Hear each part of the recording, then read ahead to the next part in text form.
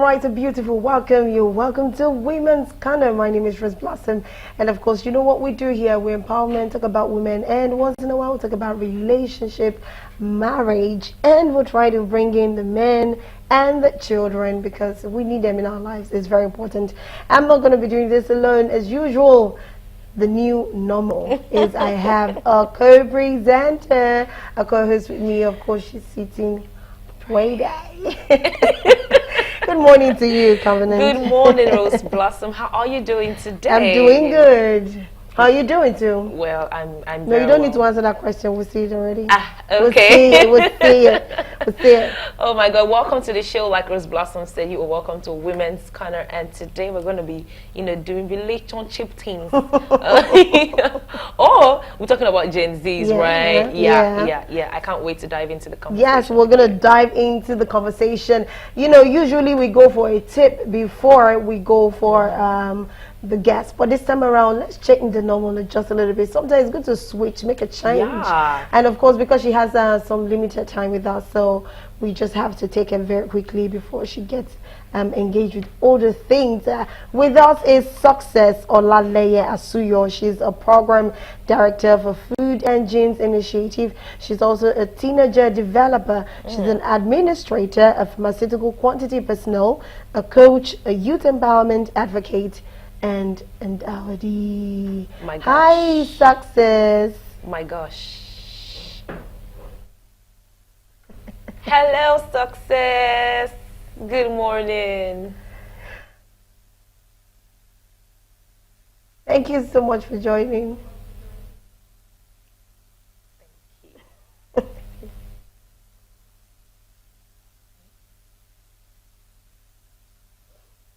Okay, all right, thank you very much. Anyways, I have a lot of questions. I said something about seeing things from the Gen Z's eyes. We always see things because we're millennial, we are not the Gen Z. There are some values, some qualities, some things we do regularly that is part of us. And sometimes when we do not see Gen Zs exhibiting that kind of character, we just believe they're probably wayward. So this time we're trying to listen.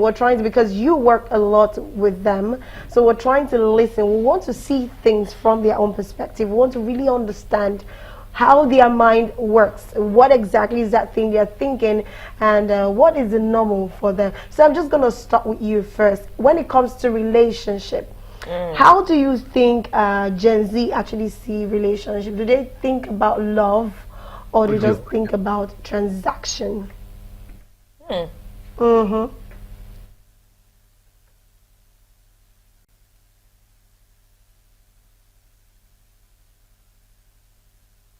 you get what I said?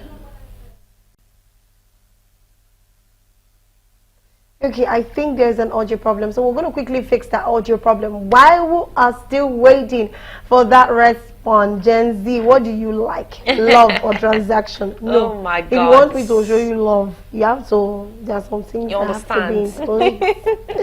So anyways, before we do that, let's quickly go for a breaker so we can fix the audio. And this one is etiquette rules for modern women. We have etiquette rules. We know how it was then, but now we're going to modernization. Yeah, so let's see how it's supposed to be for you as a woman. You're modern, you're reigning, with the steez, you know how you put it. Let's just see how you can still have this etiquette and poise and still be a better woman. We'll be right back after this one. Stay with us. Etiquette rules for modern women. There are times when ladies were supposed to act in a certain way and they had to follow a set of rules on how to act in public. Etiquette isn't about rules. Instead, etiquette and social skills are guidelines more for self-interest in terms of how we think of ourselves from within and how we make others feel comfortable and important in life. These guidelines can help you navigate social situations with grace and confidence. Being a classy lady isn't a genetic trait, but an acquired one. Any woman can learn how to be classy. This is not a skill or habit that only money can buy. You would know some socialites who are wealthy but are uncouth. They use swear words and wear pants, skirts, and low-struck waistlines, exposing their undergarments to all. A classy lady is wary of the type of songs and music she listens to because what you take in comes out. There are some habits that set you aside as a lady with class. This is beyond titles in an aristocratic setting. Being classy refers to the manners, attitude, and character of the person. Number 1. Be punctual. It shows you value and respect someone's time. If you are more than 15 minutes away, call or text ahead. 2. Keep to your word. Don't overpromise and be generous when you can. 3. Be gracious. Set healthy boundaries and behave in a positive manner with those around you. Your standard shows what you value and your sense of worth, so keep it high. 4. Use polite language, please and thank you. Constantly putting in the effort to be polite will become your new norm and more natural. 5. Wear adequate clothing appropriate for the environment. Best to overdress than being underdressed. Don't wear sports clothes to classy lunches, for example. 6. Put down your phone. Always remember at gatherings, meetings, events, leave your phone aside. Your company is the most important. This will say a lot about you. 7. Don't drink too much alcohol. There is a line, and getting completely wasted isn't a classy look. 8. Be attentive to those around you. Listen and respond. Smile and don't interrupt conversations. 9. Watch what you eat and how you eat. Don't chew with your mouth open. Don't talk with your mouth full. Use both knives and fork. Table manners. Familiarize yourself with basic table manners, such as using utensils properly, chewing with your mouth closed, and not talking with food in your mouth. Additionally, be mindful of your dining etiquette, including waiting for everyone to be served before eating and using polite phrases like please and thank you. 10. Make it a habit to say thank you. 11. Always be ready to tip. 12. Respect elders but don't offend them. 13. As a lady, always invest in little black dresses. 14. Politeness and respect. Show kindness, consideration, and respect towards others in your interactions, regardless of their background or status. 15. Good communication. Practice clear and effective communication, including active listening and thoughtful responses. Avoid interrupting others and speak in a calm and respectful tone. 16. Personal hygiene. Maintain good personal hygiene and dressing appropriately for the occasion. Remember, etiquette is not about adhering to rigid rules, but rather about showing consideration, respect, and thoughtfulness towards others in your interactions.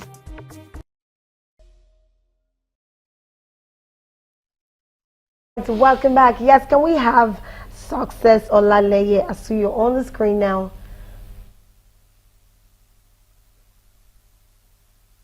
Hello, Success. Now Hello, we can hear your voice. Can we everyone. hear you now, please? Yes, you can. I'm so sorry. I actually thought I unmuted.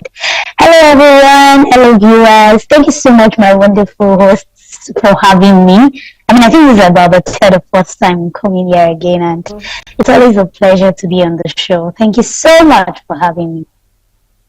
Thank you so much Thank for you. joining. Okay, as like I said, we're going to talk about seeing things from the eye, from the Gen Z eyes. Like, how do they see life? How do they see things? How do they see food, relationship, lifestyle, fashion, and all of that? We're trying to break it down bit by bit, and we're all going to come from a woman's perspective and dive a bit into the men angle too.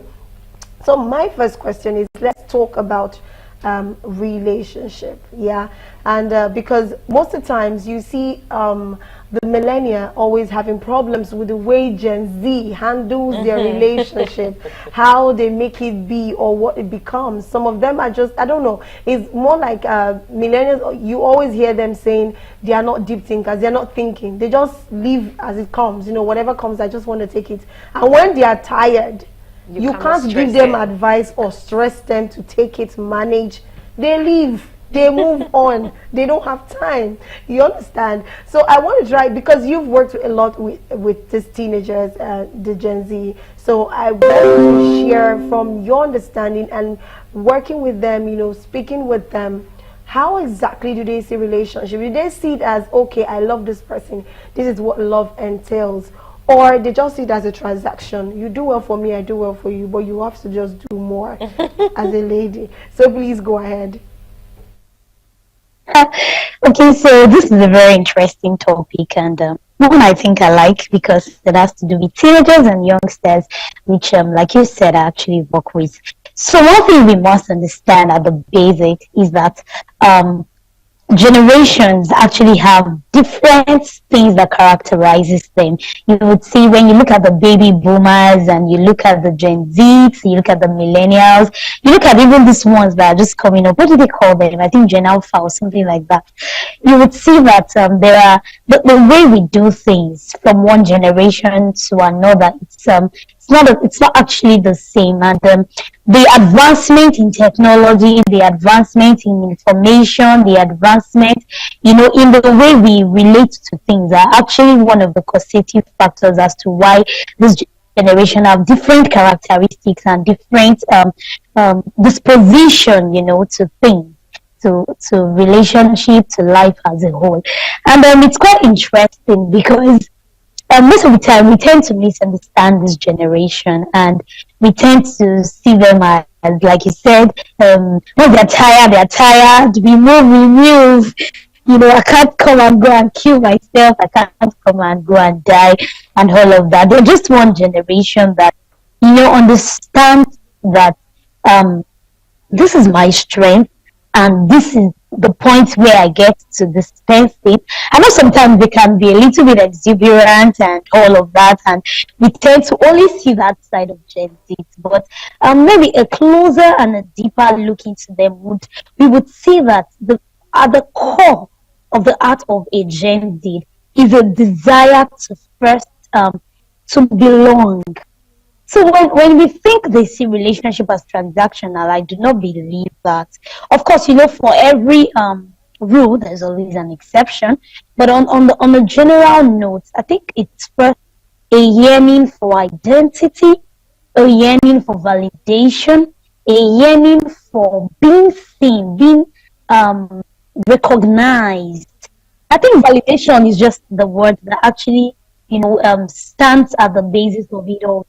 So the Gen Z sees relationship as a place where when they come into, they should actually be recognized, they should be validated. And as a believer, I would actually say when I'm speaking to them that your validation usually does not even come from human. It doesn't come from the relationship that you engage in. It comes, first of all, from God, who God says you are. And that's why one of the work we do is to ensure that they get it right with their identity.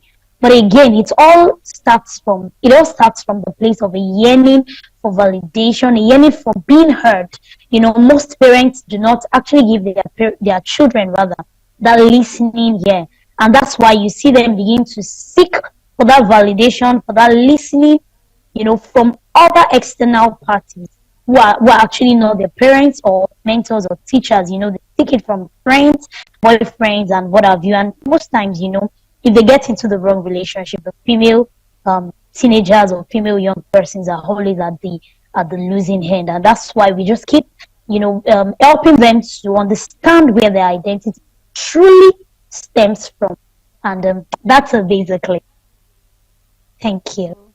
Okay, amazing. I got very few things, and you actually said that their core drive is basically to belong. Yeah. And belonging means they always try to seek validation. So at that point, like you said, the boomer, the millennial, we do not understand that. What's validation? We will feel like we are the persons that have to validate you to even be part of our life. You understand? Because I think most of millennial and boomers, they're more of the family, always together kind of thing. But you see most of these Gen Z, before even 18, they don't mind staying outside. Like, they don't even want to be around the parents. They just want to start living their life to the fullest. Do you understand? And I've noticed that I feel like even before they get to their 30s, they easily get tired of that kind of lifestyle. They just now want to relax. They now want to chill. But I noticed that most of the millennia, at their early stage, they are discoordinated. I'm staying with mommy, I'm still staying with daddy. Yeah. But you see, the moment they have the opportunity to, oh wow, they will experience things Honestly. and turn everything upside down. In fact, at that point, I feel the reason why they say a fool at 40 is a fool forever is because of, is that 40, they want to start diving into different things that they should have done at a very young age. So they will be like, is this guy a fool or something? Why is he still behaving like So let me a child? quickly say But not something knowing to that that. most of the times they didn't allow them express themselves. I'm talking about the boom and millennia. They were not really allowed to express themselves, do what they feel they need to do for themselves. So once the opportunity comes, that is, I don't know if you have questions. Yes, success. So you mentioned about, you spoke about the Gen Z always yearning for you said the word, you said the Gen Zs, they're always yearning for validations. They always want to be heard and all of that. So why do people classify the outspoken Gen Zs as the rude ones? Because when a Gen Z is outspoken, people will say, no, this one is rude, this one is harsh, this one has attitude problem. So why are they always classified that way? Okay, so what I believe happens in this case is, if you look at those who are classifying them, they're millennials, baby boomers, the older generation.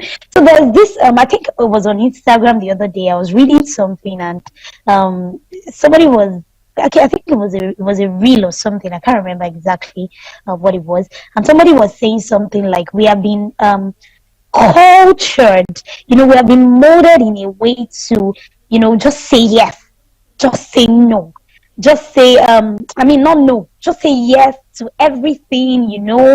The way we're being raised with the millennials, we're being raised in a way where we cannot really question things. And it's so funny that you also want to pass down this trait to this other generation who are not having it. Even you see those ones that are not outspoken, deep down within them, they still know what they want to do, and they still want to actually do what they want to do. So that's, I think, the basic thing that every older generation that actually wants to correct the younger generation should do first. It's very important. You have to listen to them. You have to give them a hearing. Yet, not to say that we don't have rude Gen Zs. Every generation has people. It's a personality problem. Of course, some people are naturally rude, regardless of what generation they belong to. But people classify these ones as that because they came with such disruptive character. Like, we're really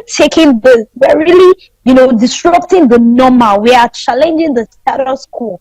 That's just what is characteristic of this generation, and we can't take it away from them. So there is just that notion in the head of millennials, like Gen Zs generally, they are once they see younger people in this age, they are just naturally outspoken, they are naturally rude, they want to challenge status quo. But you see, we're in the information age, we're in the age where the media makes available information, something it would take some of our parents 10 years to actually learn. You would see a child learning it in 2 years, learning it in a year. I was speaking with my friend who has a baby, one of my godson, and there were certain things he was pronouncing. He's just 2, and I'm like, I'm not sure I know how to pronounce these things at this age. That's at the barest minimum. So if we take it into deeper conversations, if we take this into a deeper topic and we analyze it, there are many information, many knowledge that these guys are exposed to that some of us are still trying to catch up with in our 30s. And you understand, so it's a thing of knowledge. I see it as a battle of knowledge because they seem to know so much. They seem to know too much, and they just want to really make you understand that they know these things. Of course, there has to be a balance, but we also have to hear them out. We also have to understand where they're coming from to be able to create that balance. But I'm not still saying we shouldn't discipline them, but I'm saying that there has to be a balance where we have to actually hear them and know where they're coming from. Right. Thank you very Thank you. much. You know, you said something, discipline them. The moment you said discipline them, I was just smiling and shaking my head. You want to discipline Gen Z. I do not But know the if way that to do will it. work. I'm just saying. Wouldn't it work though? Okay. Let's even cite it. In fact, let me throw it at success. What kind of discipline do you think you want to give a Gen Z? And the person is going to learn from that discipline that this is what you're trying to because I'm not going to give me your phone. You're not going to use this phone anymore. You're grounded. Don't worry. You will fly window. If you bought her or him, let's use a her. Okay. If you got her and let's say maybe any kind of product of a phone, maybe the usual Android phones, don't be shocked if you actually take that phone away from her from a month. She'll be bringing maybe the latest iPhone without even waiting for you Big to fur.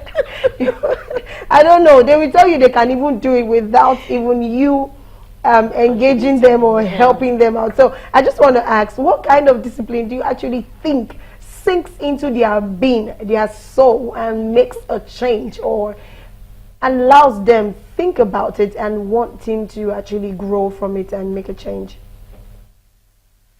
Okay, you know me now. When you ask questions like this, I always go back to basics because you see, when we don't get the foundation right, and even the Bible says it, you know, when we don't get the foundation right, what can we do when the foundation is faulty? What can the righteous man do? So everything still boils down to how you nurture them from start.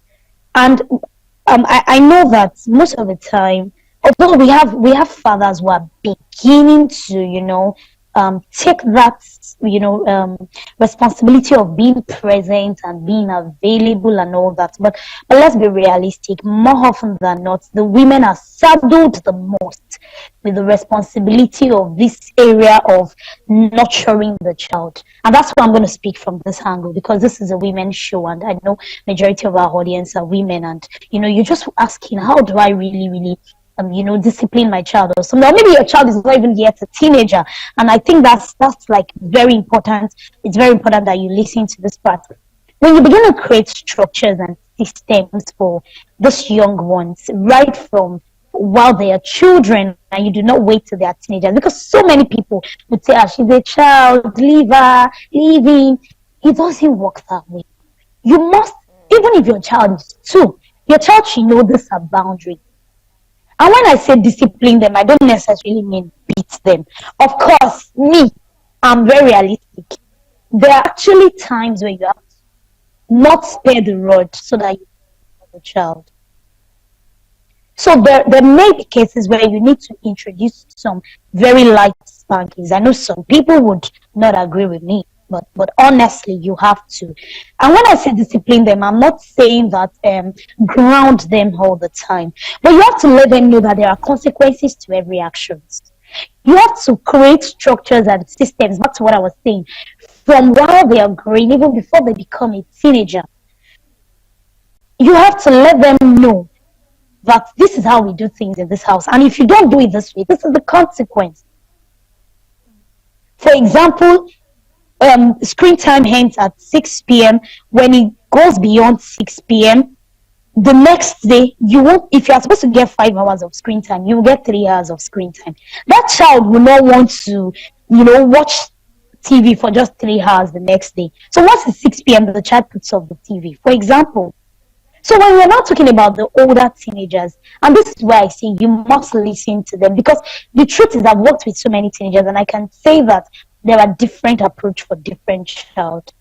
For each of the teenagers and young adults I've worked with, you don't use the same approach, because each individual has their own personality. They have reasons why they do what they do. Some are just naturally, disobedient, and they just need prayers. While some actually just need you to hear from them. Okay, mommy, okay, auntie, or whoever you are to them. This is why I did what I did. Oh no, you shouldn't have done it this way. Okay, for doing it this way, you're not going to get your phone for the next 2 hours. So there's nothing like you will not take their phone away from them if you have to. But again, one has to be careful on what you discipline them for. You discipline them for only what is actually necessary. It's not like any small thing. And maybe the child did not wash plate. You collect their phone. They didn't do this. If you keep using that kind of punishment every now and then, the child will be like, eh, he passed, say you go collect. What else would you do? I'll still get the phone back. So it just has to be balanced. And let me quickly add this as I wrap up on this particular point. It is very important for parents to actually combine efforts in disciplining their children. I know a man may be listening to this. Please do not leave the child of, raising your children to the women alone. This generation, we need joint efforts. We need to come together to actually raise them and raise them well. So we shouldn't burden the women with this assignment alone. And if you're a woman, please, prayers are very, very, very key. You have to commit the heart of your child into God's hands, because what the devil is doing is beyond what we see on the surface. I tell you, it's beyond what we see on the surface. He's trying to take this generation, because this generation has so much knowledge. This generation has so much wisdom embedded in them. This generation has so much solutions embedded in them. And when he has destroyed their lives with drug abuse, you tell me how they will prefer that solution. Or when he has destroyed their lives with gender distortion. A man that is supposed to be a boy that is supposed to be a boy who claims to be a girl will not be able to fulfill that assignment, that potential that is within him that he is supposed to fulfill as a boy, or that which is a girl will not be able to fulfill that which is in her as a girl, because she has distorted her identity. That is why we must not look at this thing from the point of view of only the physical tools. We must see it as the spiritual warfare as well. And when we begin to see it from that POV and listen to them, trust me, it's actually not going to be so difficult to manage them as we think. Yeah. Wow, thank you so much, Grace. That was indeed very, very, very, educative. So I would also like to ask here, I mean, we know that the millennials, they find it very hard to understand the Gen Zs, the millennial parents. That's why when the Gen Z does something, the first thing a mom or a father is thinking of is beating the Gen Z child. So the female Gen Zs now, right, knowing that, okay, this is how my mother disciplines me, this is how my father disciplines me. So do you think a female Gen Z is going to be more open, or do you think a female Gen Z is more open to, discussing with her mother or her father about intimate issues? That's a very serious one. By God's grace, next year, I'm going to be hosting a parent teenagers conference. And these are some of the things we want to discuss. Because to be honest, that's a very valid question you've raised. It's a very valid concern. Because the truth is, maybe because we work with them, I work with them, and by training, by experience, by calling and all of that, we are attuned to hear them. We are attuned to listen to them. And we begin to see that some of these things parents call problems are actually not problems, they're just reactions. So the truth is, it's really very difficult for so many female children out there to really open up to their parents that, okay, see, this is what I'm going through.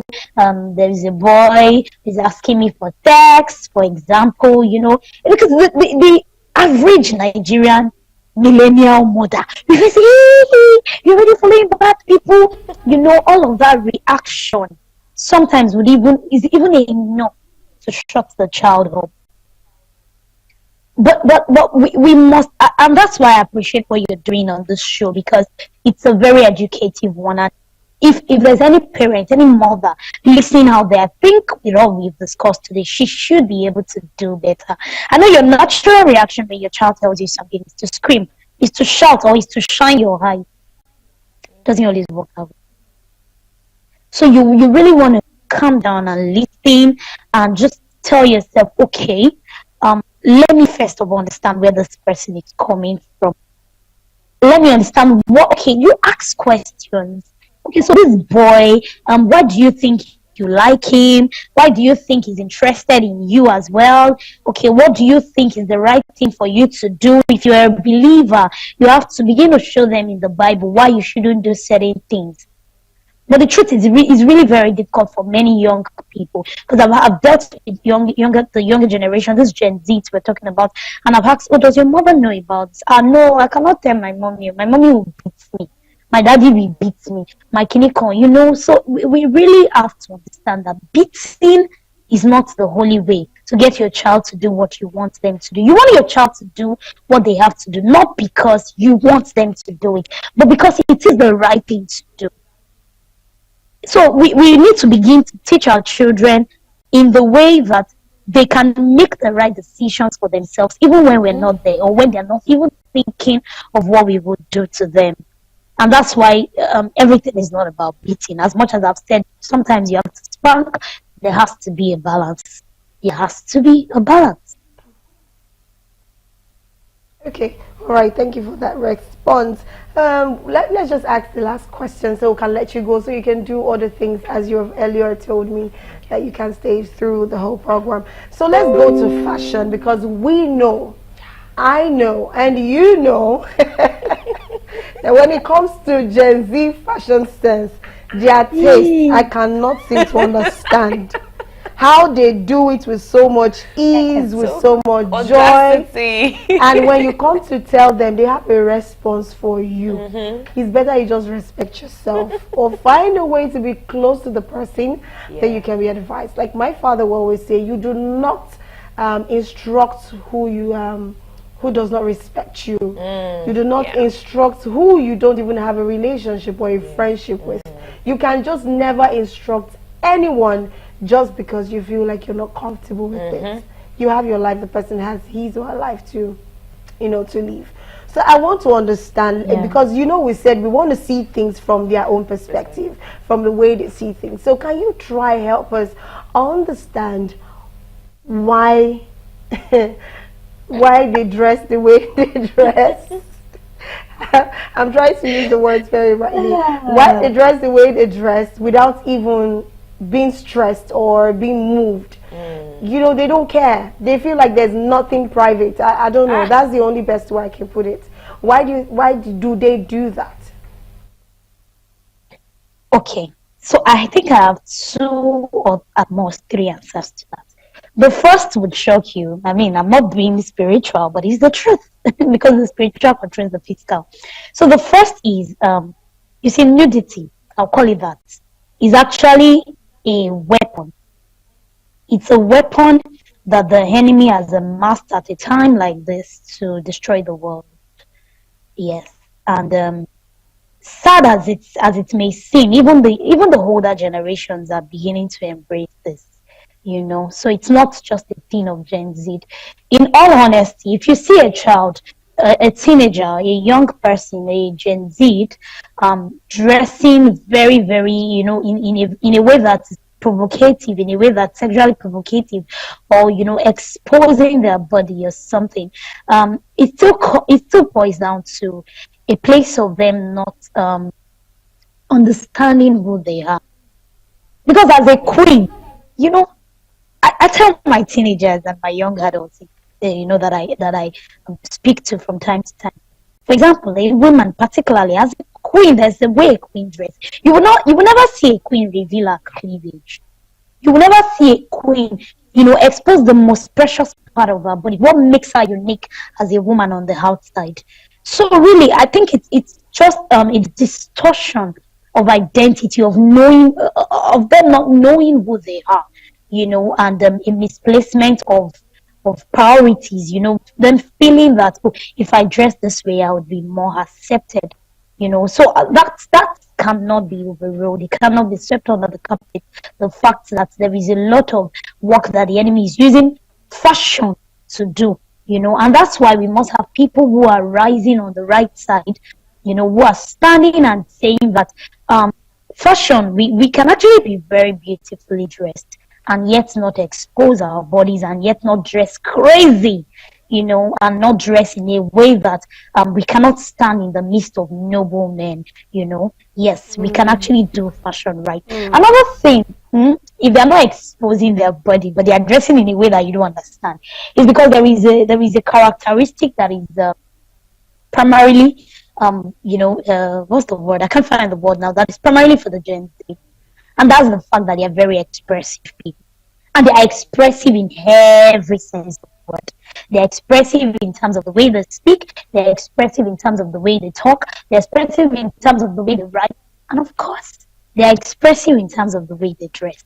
So I think that's one reason why the Gen Z would dress the way they dress and would not be bothered, because they are naturally expressive set of people who just want to, just do things the way they want. But again, we cannot, as much as we are seeing it from their perspective, we can still guide them right. But like I've said all through the program, it has to be balanced. We have to guide them with the experience that we have, and we still have to listen to them to know where to come in. I'm currently taking a course on teens and school ministry and all that. And one of the things that the course facilitator said was that you cannot correct a teenager or a young adult that you don't have a relationship with, which you rightly said was Blossom, that we cannot just jump into correcting them without building a relationship with them. So if I were to say something to this, it would be that it is very important for the millennials who have teenagers and young adults around them. I have them all around me,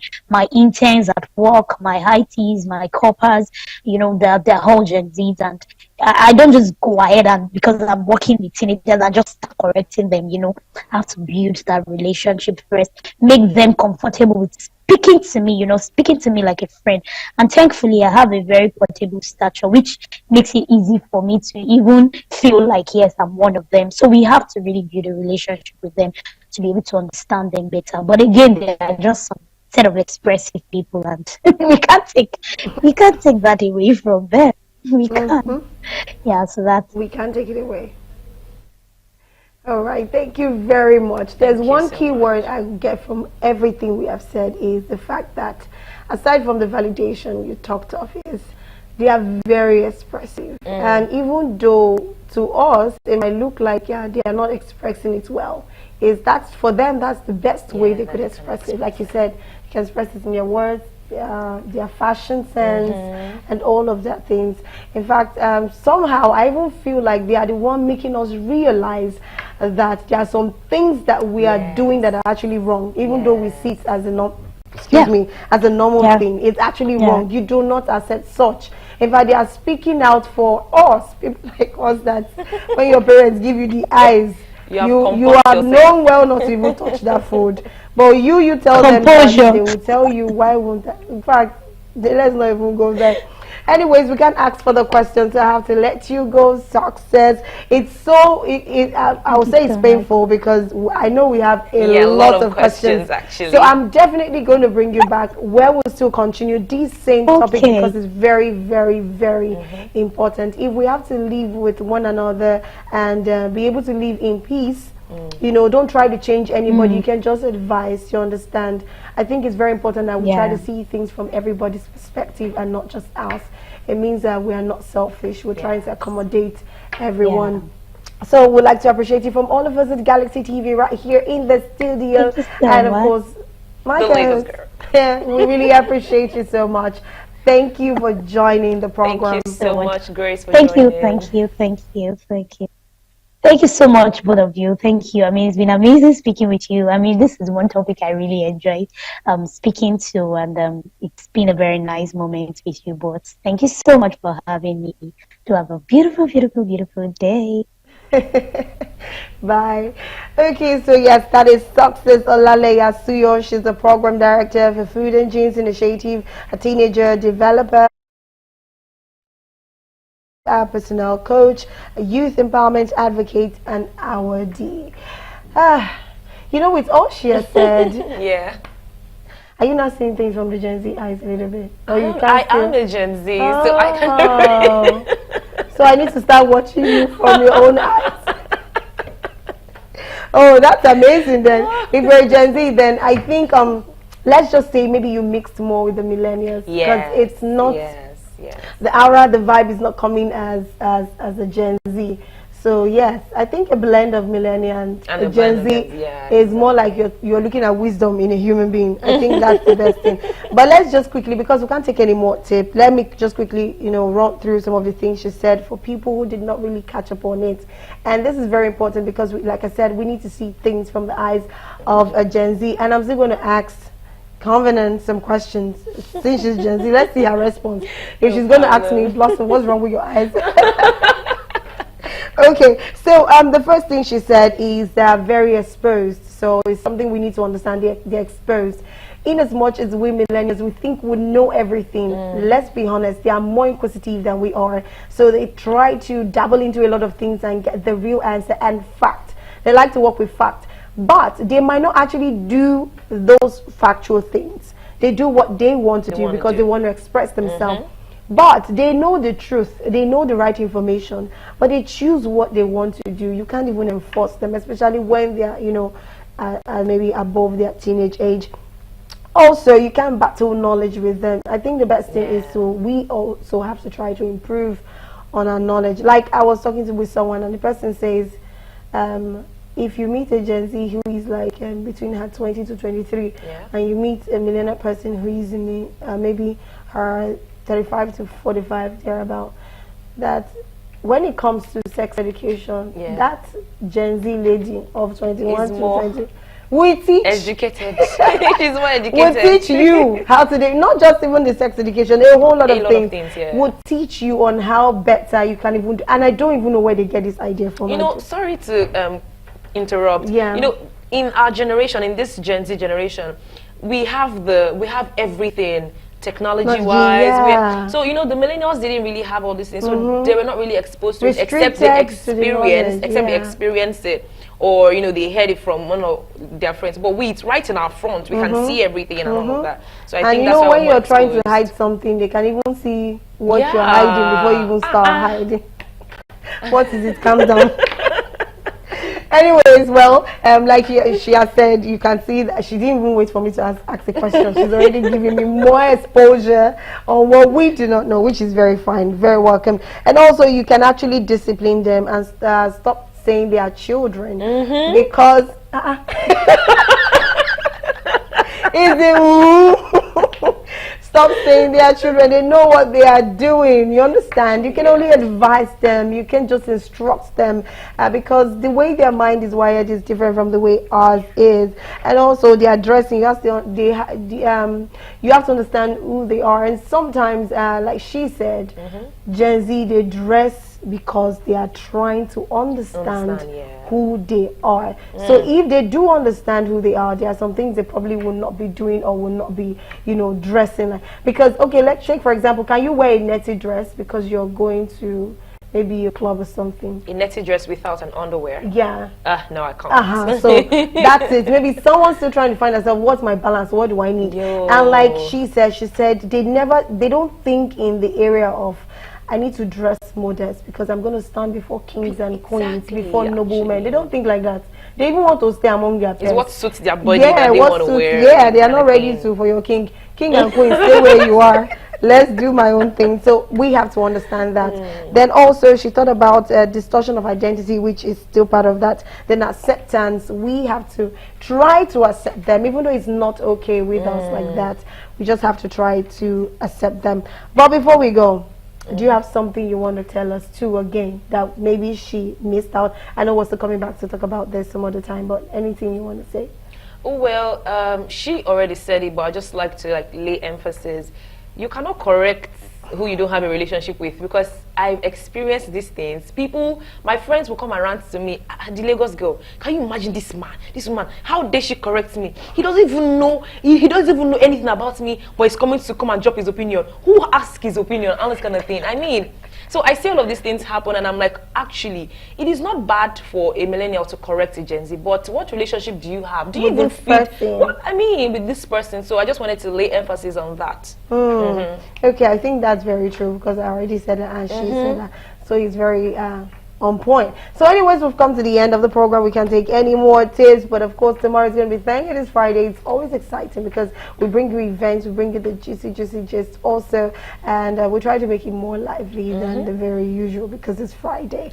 Anyway, thank you so much for joining my viewers, and of course we'll call it a wrap because we have news on the hour at 12, and of course the program is starting up pretty right 5 minutes after the program, which is The Buzz. But this time around, we're talking about relationship, lifestyle, fashion, love it, whatever.